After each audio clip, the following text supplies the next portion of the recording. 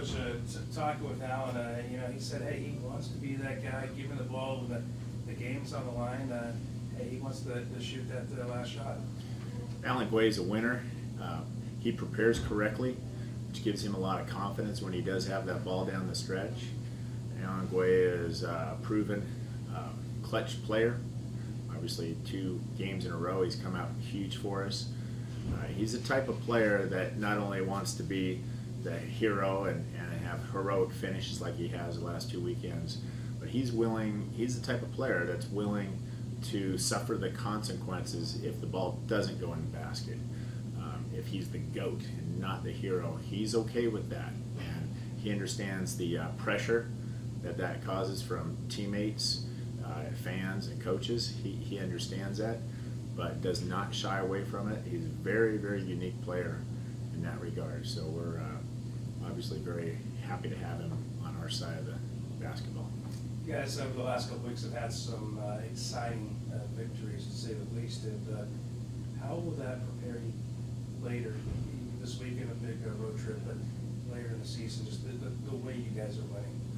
The winning ways, causes for a lot of momentum and excitement to go to practice, which means we'll prepare at a high level, and it just becomes a bowling ball. You're going down the lane, and you got some power, and whoever's in front of you, you're not afraid of them, you're not scared of them, and we certainly have great opponents this weekend, but with momentum and the right preparation, which I suspect we'll have this week, we go down there and be very competitive. How good does it feel now be at 500 in league? Feels good, and not to get complacent. Obviously, it took us 17 days or 18 days to go from last to mid-pack and get ourselves in a playoff contention.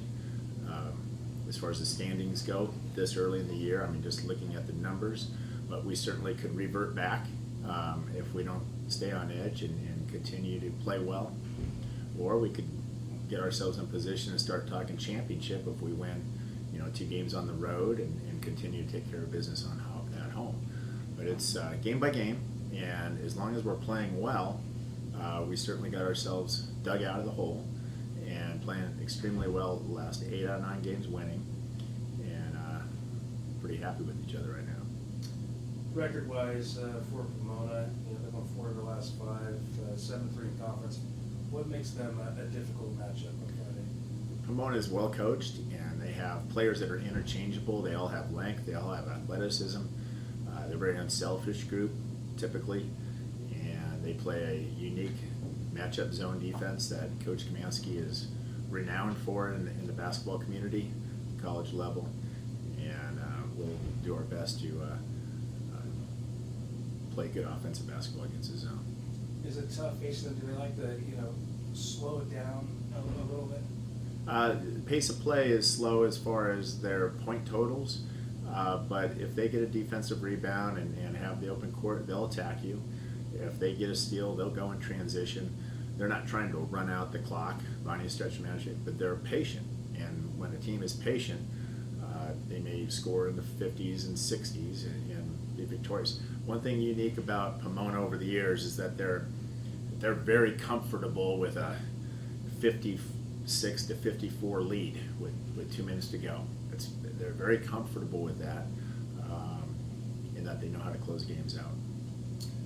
About you guys, though, if it's a rally to come back, and just the way that you guys have fought, some of your victories, what does that say though about you guys? I'm not sure if we can get defensive stops consistently like Pomona can down the stretch, but on the flip side, we have players that can make plays, and offensively, I'm pretty confident that we can come down and score.